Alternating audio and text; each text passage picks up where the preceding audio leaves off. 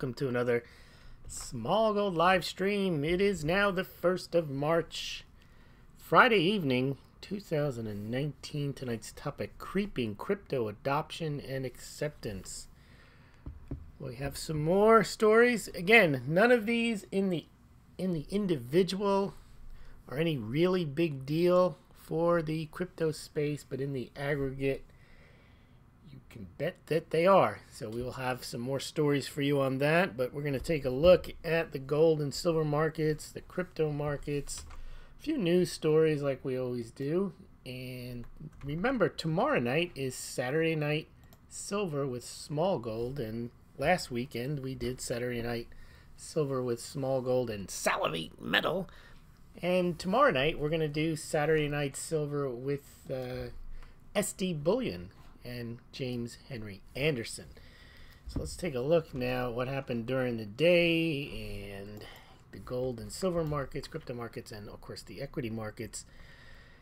Equity markets are up $110 today. $110 points to back over 26,000 again, closing at 26,026, and that was nearly a 0.5 percentage gain.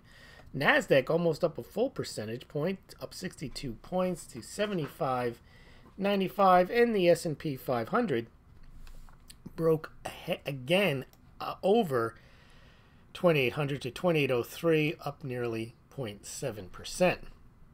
Big day for the equity markets. Dollar index at 96.39. Now, gold and silver did not do too well today at all, as they say in England. Gold smashed down $20 fall for gold, down 1.5 points, falling below that $1,300 mark, down to $12.92. That's down 1.5%. Silver did worse, and I talk about this almost every night. When gold goes down, silver goes down even more.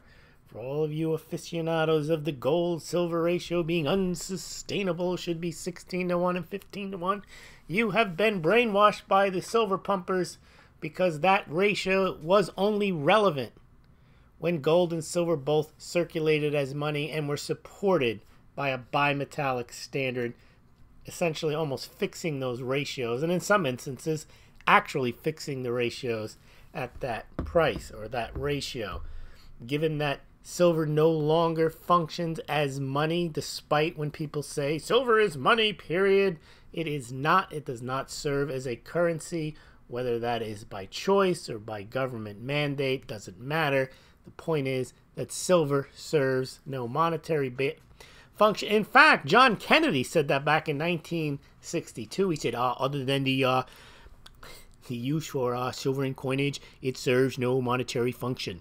And what he meant was it was an industrial metal, and silver was valuable for that reason. He saw some value in silver as coinage, and then they finally removed the silver behind the silver certificates, and then eventually they took the silver out of the coins.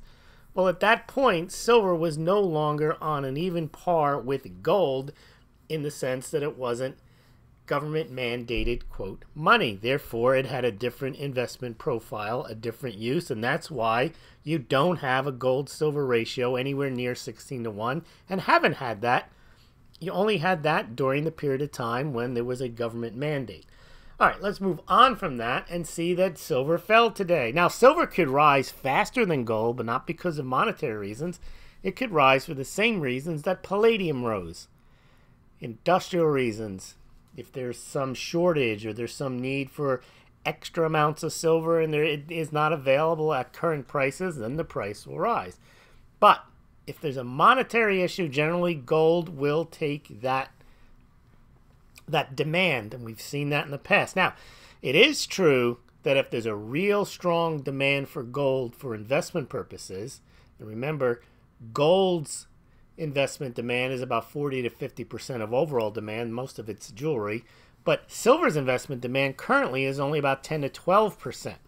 So it is true that that demand for silver may rise if overall investment demand rises for gold. We're not really seeing that yet. And I had been talking about for a while, if gold does get to $1,400, $1,500, then of course you will see some people realizing that silver has some monetary value, and they'll move into that, and that will drive the gold-silver ratio down on a monetary basis. But the biggest, I think the biggest potential for silver to rise would be on the industrial side. A massive increase in silver demand for some new technology, maybe electric cars, or perhaps some government-mandated solar panel programs where more silver is required during, in a short period of time.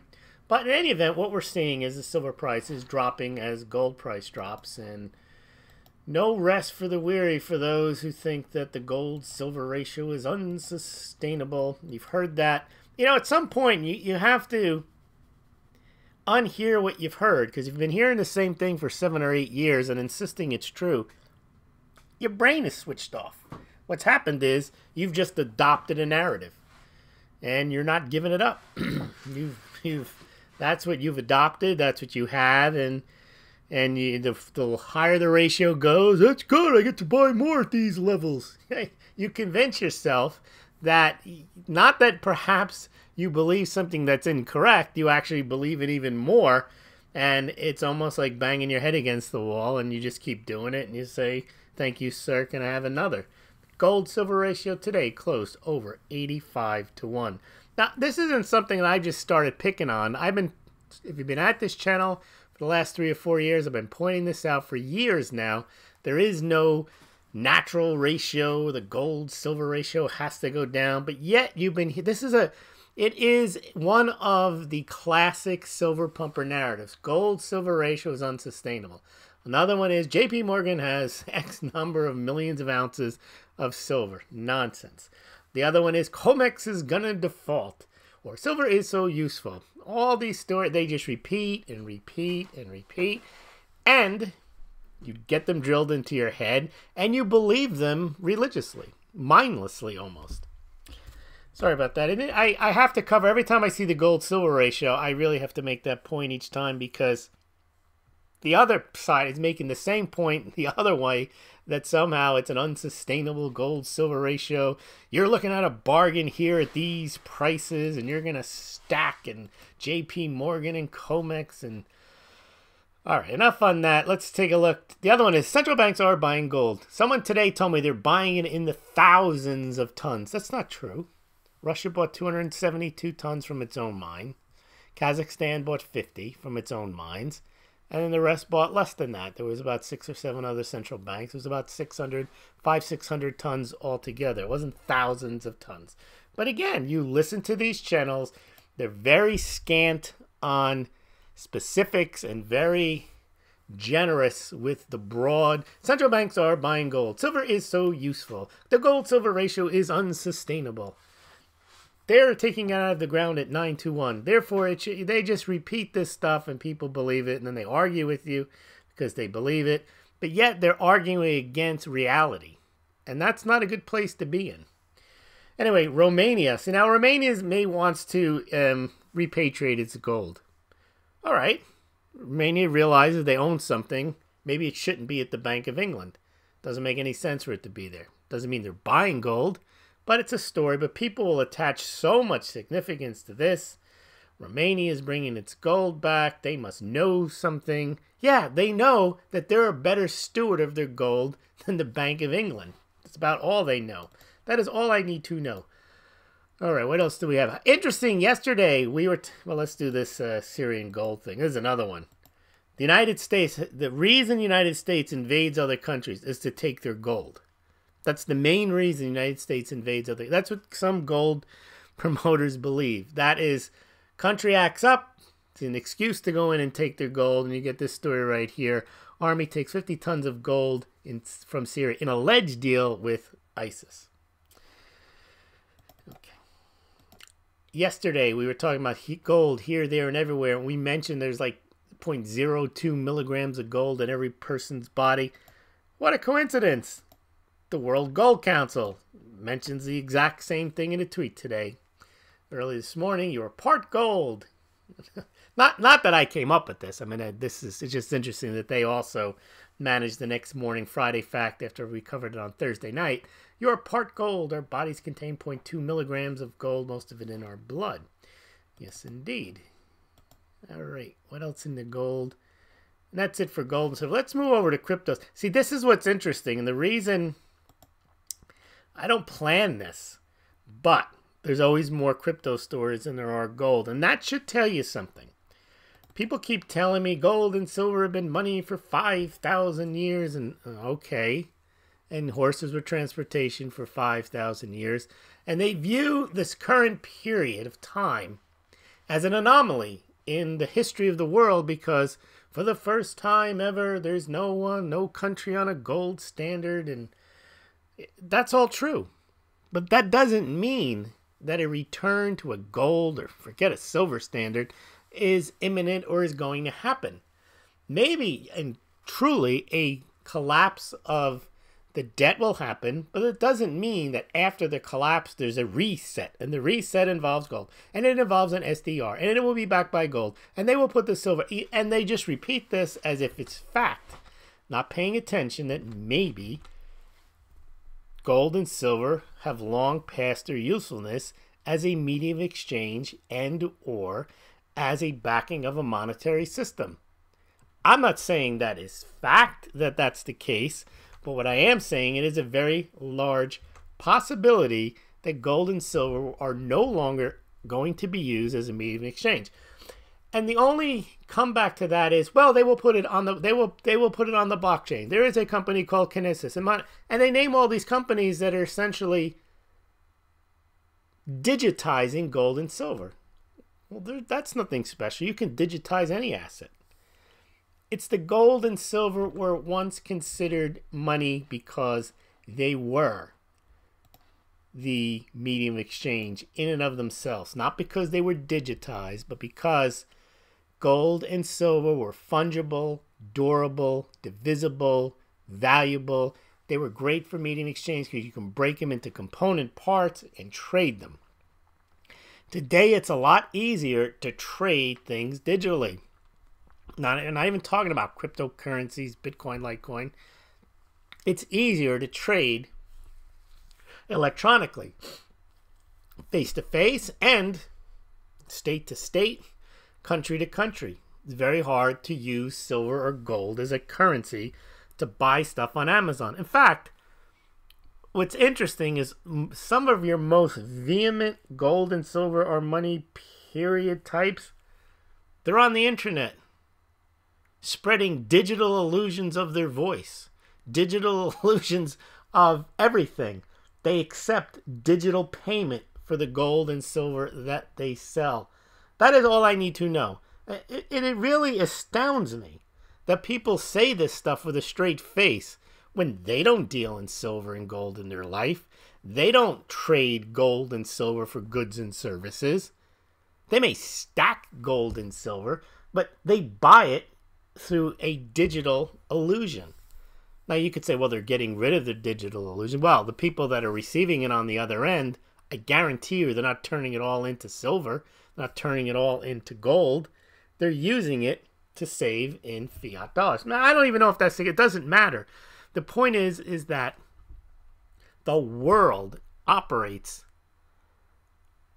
digitally. You get your music digitally, you get your videos digitally, you're listening to this digitally. Everything is digital. Your friends are digital. It's beyond obvious. And yet, people are insisting gold is money, period. Or silver is money, period. And we're going to return to that. Yeah, and we're going to return to riding horses and churning our own butter. Only way that happens is if there's a grid down situation. And then probably it's only temporary. Now, if it isn't temporary and there's a catastrophe, yeah, well, maybe we'll return to the 1800s. I don't think, though, that that's the main reason to be interested in precious metal. A lot of people are hoping for that. Yes, wait, when this collapse happens, I'm going to own the whole town because I'll have 2 monster boxes of silver eagles. Okay. And the more I think, been thinking about this for years, but most of it, the more I think of it, it is ludicrous. Some of the sales pitches that you hear, that people convince you about, and how willing people are to promote these narratives once they've heard them a few times and repeat them incessantly. Now, when I talk about cryptocurrencies, I'm not promoting them either. The only difference between the crypto pumpers and the gold and silver pumpers are the cryptos actually are moving in the direction in which they're saying they're moving to a certain extent. Gold and silver, you're looking in the rearview mirror. You really are talking about the latest horseshoe invention, the latest carriage, which is going to travel better than the gasoline-powered cart. Gold and silver are valuable, will always be valuable for jewelry, for industry, to store value. But the idea that somehow they're going to be a currency and they're going to back currencies, that's very, very far-fetched. And it gets more far-fetched every year that goes by, that it's detached from what people do. There's very few people alive today that can even remember handling silver coins in commerce. I mean, those coins were gone by the mid-60s. No later than the early 70s. And then they were rare if you could find one in circulation. And because of that, entire generations of people and economists have grown up without any notion whatsoever of gold and silver being used as a medium of exchange. I know why that's hard to understand. Well, they'll always return to gold. They always return to gold and silver. And they always return to horses. I mean, I don't know why people believe that. Well, they believe that because someone's trying to sell them silver and gold. Anyway, let's get into the crypto stories. And you'll see what I'm talking about here, how this is, and for better or for worse. And I'm not endorsing that this is where we're headed, that we're digital. It's a fact. We've moved from, if you wanted to hear music, you had to go and see the people play the music. Then we got radio, digital. Then we got records. You can play them at home. You don't have to go anywhere. Then we got CDs, digital. Then we got MP3s, digital. We receive things, payment for. You can buy your music digitally. You can buy your digital music digitally. It's not the same as you go and you bring your satchel of silver to the orchestra and you watch your music. That's old-fashioned. I'm not saying it's better or worse. It doesn't exist anymore. No one goes to the symphony with gold coins and purchases their admission and then listens to their music. So many people now can stay at home and listen to symphonic music digitally. And they can either stream it or pay for it. They can even pay for it in not just digital currencies, but cryptocurrencies. That's where the world is headed, already has headed, is already there. And all cryptocurrencies is a new form of this digital way of life. It's just encrypted private currencies. That's all it is. It's not anything big or new. It's just a natural progression of where we are. And people talking about gold and silver or money, period, and talking about a Roman soldier in a toga riding on a chariot and getting paid a day's wages. It's lunacy to even talk like that. The day's wages were 3 denarius. 2 bits. Okay, now here's the story here. Square's surging Bitcoin business restore confidence in crypto. That's Jack Dorsey. Not a fan of Jack. They're not a fan of Twitter. Not a fan of Square. But they're selling Bitcoin through their little application. Cash. And they sold 166 million in 2000 worth of Bitcoin in 2018. 50 million of it in the fourth quarter, showing that it is increasing in sales despite the fact that the price of Bitcoin fell. Here's somebody did a chart on it. You can see. Now, all during 2018, what happened to the price of Bitcoin? Fell. But more people bought it. What does that tell you? Well, most people look at this because they're not looking at the full picture, because many people who are interested in gold and silver and cryptocurrencies Really the only thing they're interested in, they can tell you about freedom and money and sound money and be your own bank, whatever the crypto narrative is or the gold narrative is or the silver narrative is. Really, what many people are just interested in is getting rich in the price. They buy into all the other BS around about changing the world or returning to sound money. But really what they want silver set to skyrocket. They want Bitcoin when Lambo. They really don't care about all this other stuff. So when the price goes down, for Bitcoin, for example, then they just say, oh, well, it's no good and it's going away because the price went down. And that's all they need to know. The price went down. It's no good anymore.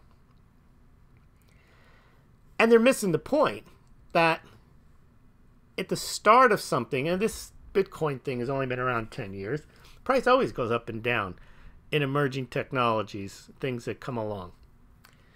Just because the price fell doesn't mean it's over, but a lot of people have taken that to heart. It was a bubble. It is like tulips. It will never go back up again. You see Bitcoin, put a fork in it, it is done. It went down 85%, just like the tulips and the Louisiana Purchase, whatever bubble they want to say to sound smart, like they know something, and maybe they even bought at $20,000 and it went down, and now they're like, I learned my lesson. I am not buying Bitcoin anymore. And yet, that's just the price. They're missing out what's happening. It is infiltrating the payment systems. It's infiltrating general life. It's just what's happening. And gold and silver aren't doing that. Gold and silver are fading further into the rearview mirror. There's fewer people that have any idea or concept what it's like to have a tactile experience with silver, and clearly none with gold. There's very few people alive today that ever handled a gold coin that would have to have done it in the early 1930s. So they'd be quite elderly right now. They'd have to have been a boy or a girl at the time to even remember gold or silver circulating as money or a currency. But it's stuff like this where you see it's becoming more normal for people to say that they have. I remember, in the 60s and 70s, a lot of people had never been on a plane. Air travel wasn't necessarily a slam dunk that was going to be what people did. A lot of people had not been on a plane by the time they were 15, 16 years old. Today, it's a stupid question. Everyone's been on a plane. Pretty much everyone's been on a plane. And it's starting to happen where everyone has email now. There was a time when, are you on email was a question. Are you on email? You would never say that today. It's happening the same thing with cryptocurrencies. Used to be, did you hear about Bitcoin? Now it's, do you have Bitcoin? You have whatever these things are. It's happening at the same pace, irrespective of whether the price is going up or down. I'll give you some more examples. This one is huge. Coinstar. These things there's like 20,000 of these machines. You now can buy Bitcoin on them. That's just another one of the creeping ways that Bitcoin enters into the mainstream. You've got these ATMs. There's now like 4,400 of them in the world. And most of them, more than half of them, came since the crash in 2008 when there were less than 2,000. You see? 2018, there were less than 2,000, and now there's 4,400 of them. Price had nothing to do with the adoption of these machines. This comes to us from CoinRadar, which is coinatmradar.com. Give you more examples here. Bitcoin gift cards. This guy points out that websites like Expedia, Overstock, and Newegg already accept Bitcoin as payment. It's not a big deal now. You could put out a press release 4 years ago and get a lot of, we're accepting Bitcoin. Thousands of merchants accept Bitcoin. There's now plenty of ways to set up a storefront to accept Bitcoin, Litecoin, Ethereum, whatever it is.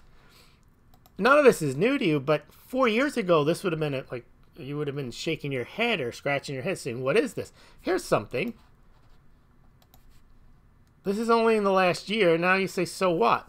Well, if you just type in Litecoin on Google, they're going to give you the price of Litecoin, which means it's an accommodation. They're not leading the way here. They know that a lot of people own these assets and they want to check the price. They're not doing this because they expect them to go away. They're doing this because they know that this needs to be a feature, that if they're going to be a search engine, they have to show you the Litecoin price or the Bitcoin price. See, they do that as well. And for every bank or every entity or every famous person that's against Bitcoin, there's also their analogs that are in favor of it. Here's a Swiss bank that's working with providing access to traditional banking and crypto services. This isn't the only one. This isn't some type of groundbreaking bank. It's just another Swiss bank that's providing access to both. And yes, there are some banks that try to shut you down if you have Bitcoin. In fact, we're going to see in a second, Wyoming is aware of that, and they've set up their own somewhat state-run bank facility where if you've been kicked out of a bank because you're running some type of crypto operation, they will allow you to store your fiat currency there. Then there's the Lightning Network. This is growing in leaps and bounds. Most people aren't using Lightning yet for payments, but in the last month, they've added over 1,000 nodes to the Lightning Network for Bitcoin, 10,000 channels. The capacity is growing. It's up to about $2.5 million. So again, these are things that are happening. It doesn't matter that the price is going down. It doesn't matter that no one even knows what Lightning Network is right now. This is all happening because they know as Bitcoin grows, they're going to need the adoption. They're going to need the speed. So they're setting up the Lightning Network. All right, let's see what else we got. As I mentioned, states. Now, we hear all the time that certain states in the United States, I think there's like 13 or 14 or 15, they have come up with things to allow gold and silver to have their taxes removed on capital gains or to be used as legal tender. But they're also doing the same now for cryptocurrencies. Exemption from securities laws. This one is in Colorado. We saw Ohio allows you to pay your taxes in Bitcoin. New Hampshire has legislation pending to allow you to pay your taxes in cryptocurrencies. Rhode Island here is another state. They moved to exempt blockchain tokens from securities rules. Okay, so they're legitimizing these things and they're putting them into the legal structure. They're not staying on the outside, on the fringe for money laundering and tax evasion. They're being brought into the banking systems, the payment systems, the government systems, the taxation systems. Here's one, California. Ties into, they know that this 30 years ago, if you said legalize marijuana, that was never going to happen. Today, a lot of states have legalized marijuana. You can talk about it. You used to have to talk in hushed tones about marijuana. There's public companies now that are on the stock markets that sell marijuana. You got California bill would legalize crypto for tax payments from cannabis-related businesses. Now, why would they do that? Well, because some cannabis-related businesses may be tossed out of their banks. But California, again, making an accommodation and saying, okay, well, if you can't pay us and you can't pay us because you don't have a bank account, we'll take the cryptocurrencies. Again, this is stuff in the individual. So what's the big deal? The big deal is it's a recognition, it's an accommodation that cryptocurrencies are being widely used and that their acceptance is becoming greater and greater, even though at the moment it's not that great. It's the same if you just, we talked about this with Netflix. At some point, no one knew who used Netflix and a few people. Now Netflix is ubiquitous.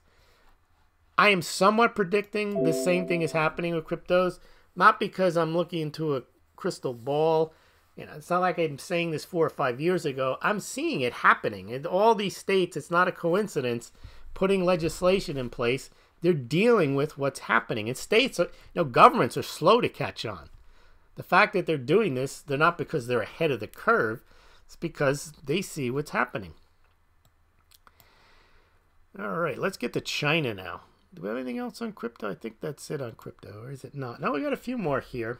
And just on the price, what happened now, February was the first month in like a year that the price actually of these things went up.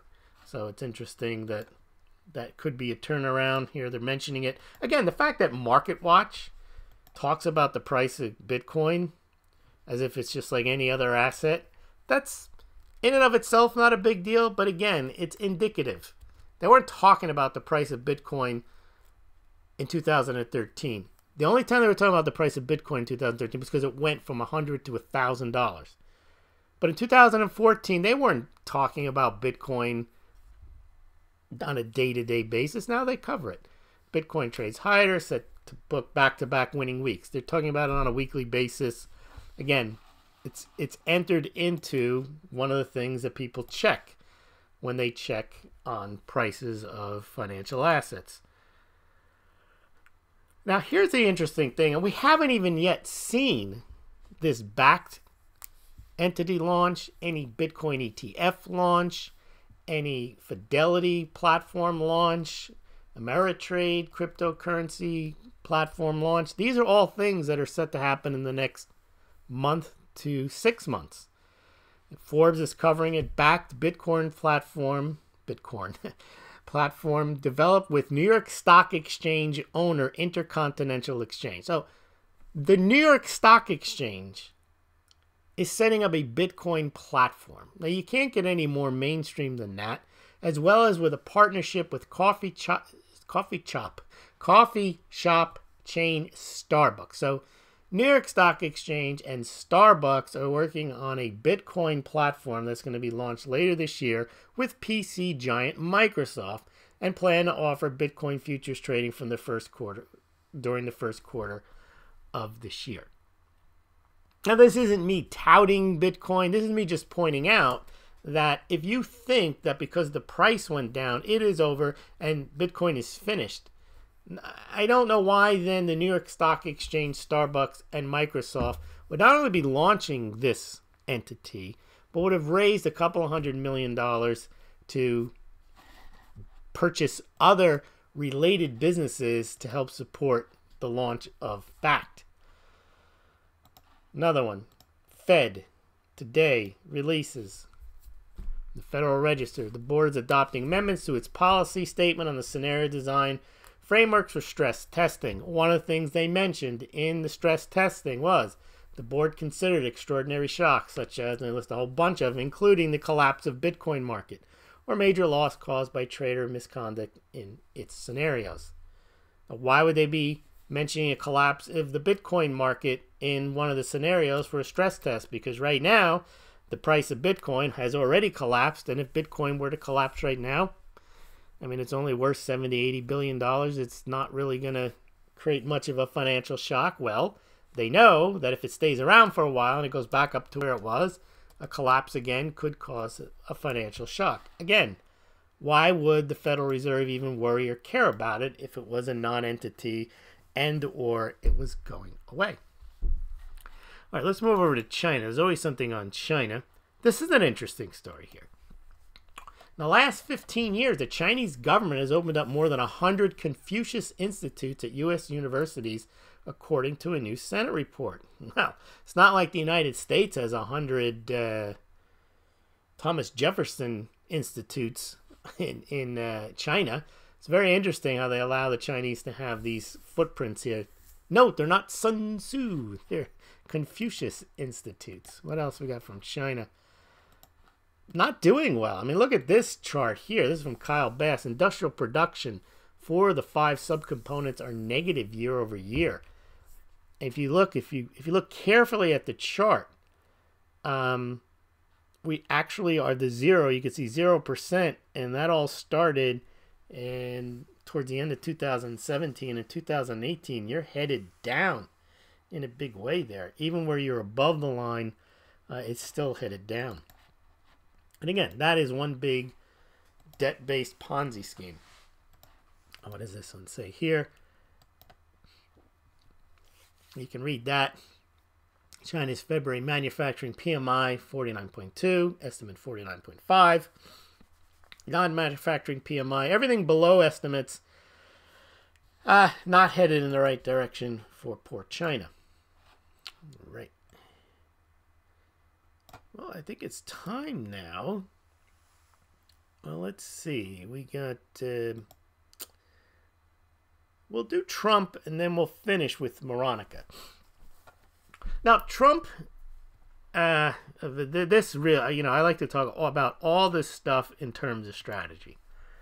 And as I mentioned yesterday, the day before, bringing Michael Cohen out is poor strategy, because unless he has the smoking gun evidence about Trump, then there's no reason for his purposes, to come out and expose himself to Congress after he's already been convicted of lying to Congress, unless he has some special new information. Now, we already know that he wouldn't have that special information, because if he did, he would have already given it to the special counsel. And during an ongoing investigation, he's not going to give real information to the Congress or the Senate. He would be giving that to the special counsel, and then he'd be awaiting sentencing. The fact that he's already given up what he's known and he hasn't been given immunity means whatever he gave the special counsel was of some importance, but it wasn't earth-shattering, so they're throwing a guy in jail. Bringing him back in front of Congress to maybe repeat some of the stuff he told the special counsel. I'm not sure what benefit there was in that. But now it turns out that he even lied again when he was talking to, and the things, I don't think anyone cares why he lied. He said he didn't want to be part of the White House, and there's statements to the reverse that he did. But again, that's, I guess, technically it's a lie. But the interesting thing is, apparently he was talking about why, when he turned on Trump, and he mentioned two incidents. One was Charlottesville, and the other was his meeting with Putin. And he said, that's when I realized that Trump was a bad guy. Oh my God, what have I done? I'm working for this reprobate, this racist, and so on. But apparently after those two incidences, and before he had been raided, and before he had been essentially charged with all the crimes in his personal life, and then forced to turn on Trump, he'd actually written a book where he was trying to make money called Love Letter to Trump. And it was written and submitted after the Helsinki meeting with Putin and the Charlottesville incident and how Trump handled it. And in it, he praised Trump.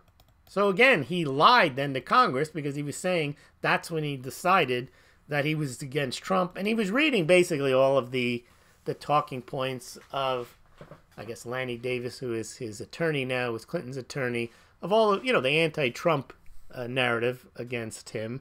And he's essentially reading all that, although he had written a book, or tried to write a book, has a manuscript that says things to the contrary.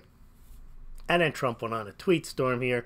Congress must demand that transcript of Michael Cohen's new book given to the publishers a short time ago. Your heads will spin when you see the lies, misrepresentations, and contradictions against his Thursday's testimony. Like a totally different person, he's totally discredited. That is the danger. You see, legally, they always say you never, ever, ever want to rely on a convicted felon, but not necessarily a convicted felon. It is a convicted felon who has perjured himself or has lied. Because it's one thing, they try to say, well, they do it all the time in the mafia. No, they don't. What they do is, they may take a guy who's a convicted killer and bring him up against a crime boss like Gotti. You can believe that guy because he hasn't been convicted of lying. He's been convicted of murdering and torture and mayhem and gambling and prostitution and racketeering. That doesn't mean he's a liar. It just means he's a bad guy. So you can rely on, oftentimes, the testimony of other crooks and other felons. But it's a good lawyer will tell you, don't rely on a convicted liar to make your point. And here we're seeing, not only do people have a hard time believing him in the first place, but then when he gives his speech about why he's against Trump and when he turned against Trump, and you learn that, no, you actually were for Trump even after those two incidents. Again, very, very bad strategy. Not sure who advised Cohen it was a good idea to do that, or who advised the Democrats that that was good for them, that you get a guy to get up there and say bad stuff about Trump? I mean, there's millions of people in the country you can get to come before Congress to say bad stuff about Trump. I don't think you need to have a Michael Cohen do that. All right, and then he goes on here. I'm not going to read this. See, what does he say? Yeah, Michael Cohen's books, manuscripts show he committed perjury on a scale not seen before. This is exactly what you, this is a lawyer's worst nightmare. That you bring a guy in who's supposed to help you, and then he lies, and you help him write the lies, but you don't know that he's written this book. And you're like, oh, well, why didn't my client tell me that? It's like, because he's a liar. And you told him to read this script. So he says, okay, if that's what you want me to do, I'll go and read the script and tell you when I became against Trump. Knowing that he wasn't against Trump after those two incidents in Helsinki and Charlottesville. So it's a bad lawyering. I would say it's Lanny Davis's fault. Lanny Davis convinced him to do this and didn't prep him properly, or he didn't do his own homework. And, you know, if he's not charging him, maybe you can say, well, what do you want for nothing? You get what you pay for, Michael Cohen. I mean, Michael Cohen has to be a bit of an idiot then to allow himself to select an attorney who probably doesn't really care what happens to Michael Cohen, probably cares more about what happens to Donald Trump. I mean, it sounds like he's a political operative and he's not getting paid. He's doing this for what purpose? Well, because he likes Michael Cohen? I think no, because he dislikes Donald Trump. So Michael Cohen has shown poor judgment throughout, but you know, what can you expect here?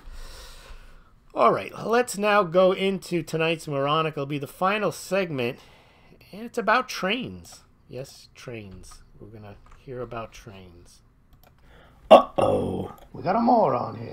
Presenting the distinguished international news commentator and foreign correspondent, Smaulgld. This has been an extraordinary week in world affairs. No, I told Hillary Clinton that that's moronic.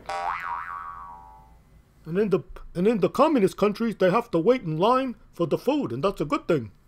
Because in the rich countries, the rich, the 1%, get all the food, and the poor starve to death. And we're going to make sure that we institute food lines to make sure that the poor people, not the 1%, get all the food. All right, now, this obsession with trains. Trains solves everything. Bloomberg, opinion piece. And they've decided, okay, the median home price in San Jose, California is $631 per square foot. That's 4 times as high as in Merced, which is 100 miles away. All right, now there's a reason that San Jose is expensive, and there's a reason that Merced is relatively cheap. One is location. San Jose is in a nice area geographically. It's temperate, whereas Merced is out 100 miles inland, and you get scorching hot summers. And the job market is obviously better in San Jose because you are at the bottom part of Silicon Valley. You've got all that money, all that investment, all the corporate giants are there. Google, not in San Jose, but in and around. Google, Apple, San Cupertino, all those places. Mountain View. And San Jose is ridiculously expensive. It's even more money than San Francisco. So, what does a train have to do with that? Well, this Bloomberg opinion guy decides that, look, if we just had these high-speed trains, not between Los Angeles and San Francisco or major cities, but between a place like Merced, and of course you'd have to build, wouldn't be just Merced, it'd be any place 100 miles away from major cities, so you'd be building these high-speed trains 100 and 200 miles away from expensive areas and essentially moving your workforce into these cities. Now, the reason this is moronica, and the reason I don't like it, is if a place becomes too expensive, like San Jose, well, then the market should sort that out. Meaning, if you're a new company and you want to start up and you live in and around San Jose, you look around and you say, you know what? I ain't going to do it. It doesn't make any sense for me to start my business here. I don't care how much tech resources is here. I'll go somewhere else. And it's happened in the past. People have gone to Austin, Texas. They've gone to Boston, outside of Boston. There's plenty of places where they go to Denver. There's other places. And it's actually a good thing for the economy not to have everything all in one place. There's some benefit to having a lot of tech resources in one place. But we've seen the problem you have when you have concentrated power in Silicon Valley. It's probably not a good thing. So you want to have these tech hubs in Austin, maybe outside in Chicago or Denver, Miami, wherever the places are. You don't want them all to be there. Well, here's the problem what a train does. It says, well, San Jose is expensive. And we don't care that it's expensive. You're actually entrenching San Jose then by allowing anybody access to San Jose. So you live out in the middle of nowhere in Merced? No worries. We'll build a train and make sure that you have access to San Jose, which means that San Jose is going to be a fixture. It's going to be a permanent hub subsidized by government trains that are built to make sure that San Jose retains its hegemonic status as a place to go work, which means that Merced is of no value whatsoever in its own right, other than you live there and so that you can get on a train and go into San Jose. And they mentioned China does this. Like, that's wonderful. China does it. Might as well do it here. The better approach is if a company in San Jose realizes that, there's people out in Merced, they're Californians, presumably they've gone through the California university system, or we have visa people that we can bring in, open up shop in Merced.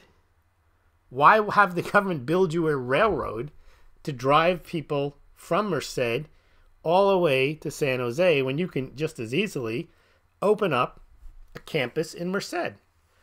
It doesn't make any sense. This is almost like railroads looking for problems to solve, rather than what's the best way to solve the problem with high-priced real estate in San Jose. Well, yeah, a train. Okay, train. Let's just have all trains lead to the most expensive housing markets in the country. Well, what's that going to do? That's going to make those places even more expensive because trains can only go to certain places. You're not going to have it's not like the difference between cars and trains are trains can only go to where they go. I mean, it's not like you can build, not yet, you cannot build systems where you can go anywhere you want on trains. The road system is much more fluid where you can go to a variety of different places. Generally, trains, there's only the stations that you have, and you have to go from point A to point B. You can't go to all points in between. Then it wouldn't be high speed. But what they're trying to do here is push this idea. It's almost like they've decided San Jose deserves to be San Jose as the premier place to live and the premier place to work, and we're going to get you there. Which will mean San Jose will always be an expensive place to live, and that's not how it should be. If San Jose can't compete with a place like Merced or a place outside of California with better taxes, better climate, better whatever, better resources, then San Jose shouldn't be given a built-in advantage of having high-speed rail lines shuttling in workers that they otherwise wouldn't have access to because they're too expensive. So this way, the Moronica is that you build a train, which really doesn't solve the problem because San Jose is still going to be, the rent is still going to be 4 times as high as that of Merced. But that's not what's going to happen. Merced's going to get expensive now too. Why? You're just the average Joe living in Merced. You don't want to work in San Jose. You're never going to work in San Jose. Well, now it just got a lot more expensive to live in Merced because they put a train there that you didn't want. Why? Because 10% of the population in Merced is heading on into San Jose. You're never going to go to San Jose. So now you've raised the value of Merced, and it's too expensive to live in Merced. And there's really no benefit of that train other than the people. It really benefits San Jose. It doesn't benefit Merced. It just raises the price of the houses there because there's some people that are going to live there because they work in San Jose. Let me know what you guys think. I just don't think railroads are the answer to every problem we have, but I think it's moronic that people think that it is. Right. What questions have we? DBC, he's here and he's made it first. Well, let me put up the, I always have to put up the Smaulgld. What do I got to do here? Yeah. How to donate to Smaulgld. By the way, tomorrow night, again, we're going to have Saturday Night Silver with SD Bullion. Please join us there tomorrow. Crypto Shrug, the author, is here. Robbie is here. NYCB is here. Ann is here. Seth is here. Everyone's here. Jack is here. All right, let's see what do we have. Seth is here. Yes. DB Stupid Crypto ATM Disruptor Tip. I got libertyx.com. It will compete with Crypto ATM. Not a bad thing. Worth a look. Okay. You guys are having some good conversations with yourself. Seth, I have my silver stack that's worth a lot less today. Yeah, that's too bad. All right. Michael Ruiz says, in my opinion, the precious metals are a hedge or insurance policy to store some of your wealth.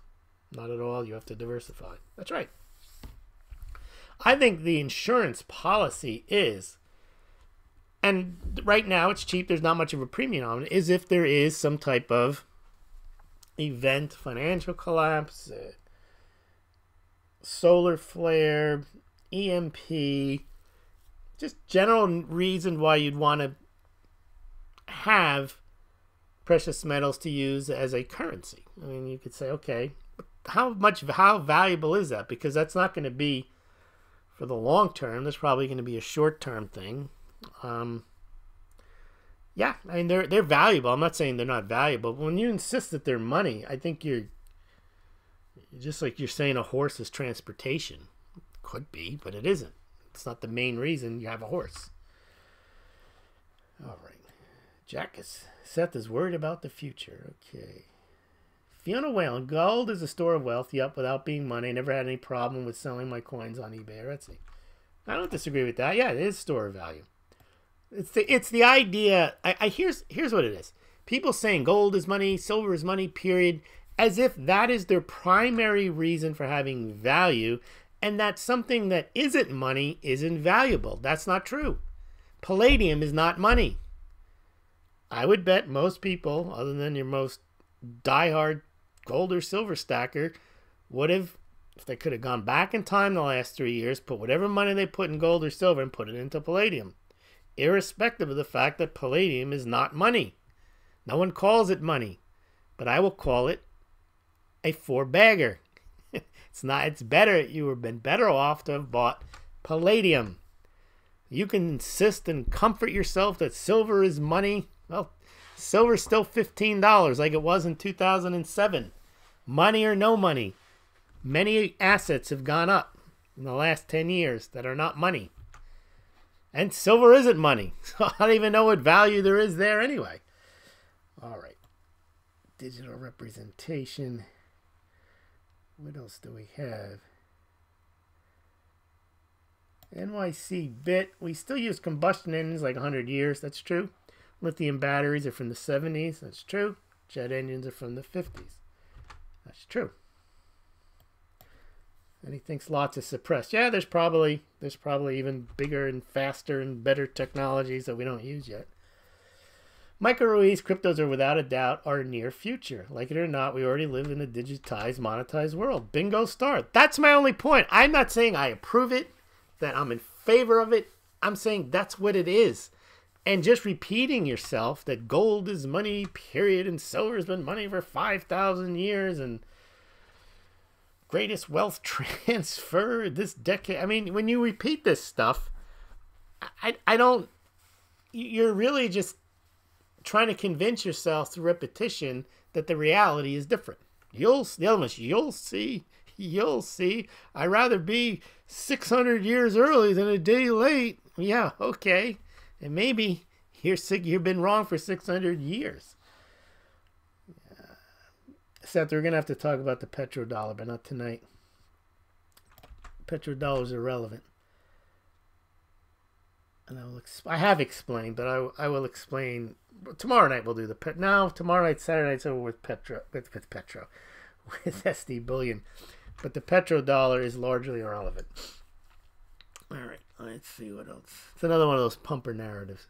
It ties into that when the dollar collapses, when the dollar collapses, I'm going to be rich because I have gold and silver. That's the whole concept behind the petrodollar going on about that. All right, DBC, I just want to assign a value to Bitcoin. I don't know. That's the problem with that. That's exactly the point. You still can't, and the fact that the price goes up or down has nothing to do with the health of the ecosystem. There are no earnings or revenue. That's right. That's why they can be pumped to ridiculous levels. You see, a stock has a PE ratio, or at least a revenue ratio. I mean, there's a certain limit to how high you can pump a stock, although you can pump them pretty high. I mean, you have stocks right now that make no money like Tesla, and they can pump them into $36 billion. Housing prices have a limit. It's how much either cash someone could pay, which there's not enough people with enough money to buy the tens of millions of homes across the United States in cash.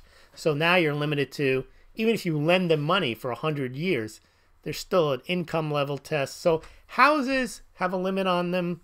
Stocks have somewhat of a limit on them. Cryptos have no limit on them. When I say cryptos, I mean the currencies, not ICOs that might be based on some type of business. But Bitcoin could easily be 2 cents, 0 cents, or $2 million. When I say easily, I mean there's no reason why it couldn't be 2 cents or why it couldn't be $2 million. If somebody wants to buy it, they can buy it. And as you say, why would they buy it? They're not buying it on earnings. They're not buying it on for any reason other than they want to have it. Just like a painting. A Picasso can be worth $800 million if someone wants to pay $100 million for it. It could be worth nothing. People just decide it's just a bunch of paint on a canvas. I want nothing to do with it. Yep, that's the issue, DBC. Now, my theory is, and it's not investment advice, is that Wall Street loves that. Think about what Wall Street is. They push products. They push those housing bubble products, those, what are they called? Mortgage-backed securities. They push stuff on you like Tesla, Zillow, companies that don't make any money, but somehow you got to have them. And they know there's a limit. Now, think about what happened in the housing bubble. People couldn't pay. Well, they may have sold it to you that they can go up and that, housing is great. Housing meets reality because people live in houses. There is a limit to how much they can pay. And if the job market's down or the interest rates rise, they can't pay. Well, that's going to decrease the value of the property. No such problem with cryptos. There's no earnings. There's no dividends. No one owes anyone anything. You just have to buy them. And at what price do you buy them? At the price that they want that's going up. And then at the price that they want that's going down. They can make a fortune. They probably did when they put those futures in. It went up to $20,000 on the anticipation that there was going to be futures. The futures come in and the thing goes, bam, 80%. You know how much money they probably made during that? Traders trading it short. And you don't think they don't want to repeat that? They don't want to drive it right back up and make a fortune on the way up and then drive it back down on the way down and make a fortune on the way down? Wash, rinse, repeat. Think about this. They couldn't repeat the housing bubble. You got people displaced from their houses. You can't do that every 5 or 10 years. But you can do the crypto thing up and down, up and down. It's easier to manipulate than stocks. No earnings, as you say. So that's a positive and a negative. It's not a feature. It's not a bug. It's both. All right. If I buy Bitcoin low and sell high, we track to pay capital gains tax. Yes. Yes. You pay on, if you buy Bitcoin at $10, you sell it at $100, you made $90. Fiona Whalen, I realized that gold is value without being money. In the early 90s in Russia, where a pair of vintage earrings helped me to pay for my mom's surgery, and when I paid old 5 ruble coin for home repairs. Yep. Yes, indeed. Michael Reese, stable coins will be used to condition or bridge most of us into crypto realm. Facebook coin is an example. They're pegged for the dollar 1-to-1. Yeah. You already do use digital. I mean, even if you're using Bank of America app and or Square and you use your phone to pay for stuff, Apple Pay or Google Pay or any of that stuff. Doesn't have to be Bitcoin, Litecoin, Ethereum. Already digital transfers of wealth. They're not digital illusions. They actually are the transfer of value, of which you can then use to buy real world value stuff like food, coffee, gold, silver, real estate, whatever you want to buy with it. But you transfer it digitally. That's been going on for a long time. All right. Michael Reese says, China's developed a scary social rating system of its citizens. Oh, yes, they have.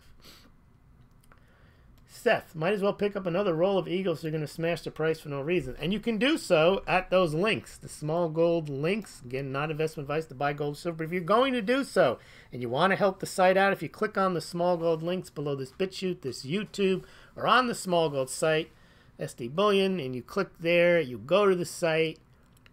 You pay no more, no less than if you went there directly, so you might as well help the site out. I get a small commission on that.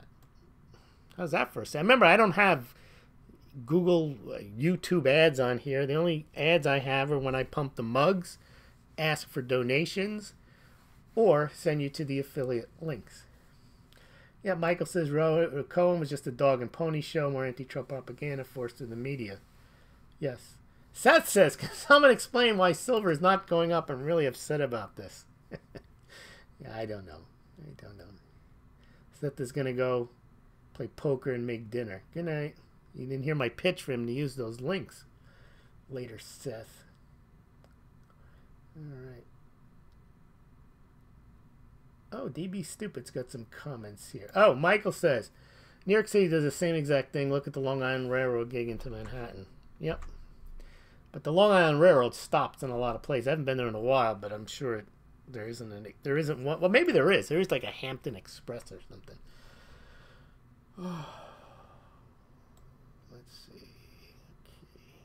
What do you think about MMT proposals being pushed around? No, there's no thought in that whatsoever. That's just that's the worst of all worlds, which means the government prints its requirements, okay, and then to stop inflation, they tax people. Now that's a kick in the head when you think about it. If you're having all of your needs met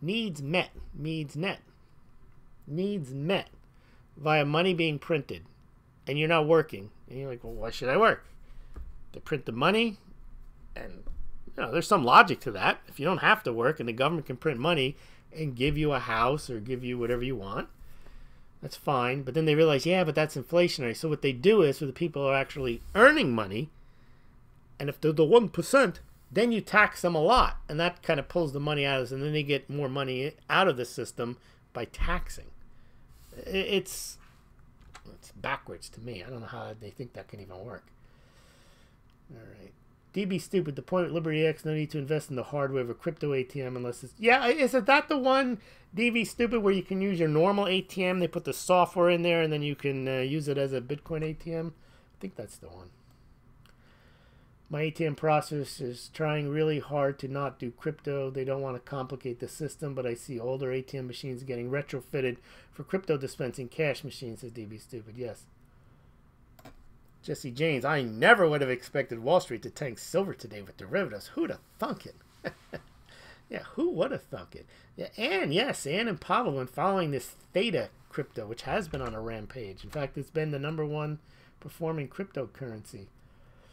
Silver got slapped around like gold's stepchild, as always, says DB Stupid. Yes, that is true. Remember, mugs are real wealth. If you don't have your Smaulgld mug, mugs can't go to zero. There is no mugs derivative market. Smaulgld mugs, classic and super classic, beer steins, espresso mugs. All right. So if Mint Marcus here, if the dollar collapses, whether you stack or not, my guess most of you are going to die. See, that's the other point. When people start talking, what about Venezuela? What about Venezuela? You would rather have no silver and not live in Venezuela than to have silver and live in Venezuela. What I mean is, if you're hoping that you have like a Venezuelan style collapse because now you're going to be rich, no, you're not. There's nothing to buy in Venezuela. Oh, but if you have silver, you can buy something. Okay, but you'd rather be in the United States where it doesn't collapse and have no silver because you can buy stuff all day, every day. So I don't understand this fascination with Venezuela. Oh, I bet you they wish they had their silver and gold. No, I bet you they wish they never lived in Venezuela. Or I bet you they wish that they never had their government destroy their economy. Yeah, that's what happens when, again, that's like the train, Moronica. Silver is solving a problem that you really don't want to have. All right. Trump walk away. You guys are talking about gold. Jesse James, who thinks Mueller will reveal the findings of the investigation next week? No, he won't. He's gonna remember what he does by law. He gives them to the Attorney General, and then he decides what to do with them. All right. I want to thank everyone for joining me tonight, and we will see you tomorrow night for Saturday Night Silver with Smaulgld, and we will have with us James Henry Anderson of SD Bullion. Have a good night. Game changers and mug stackers.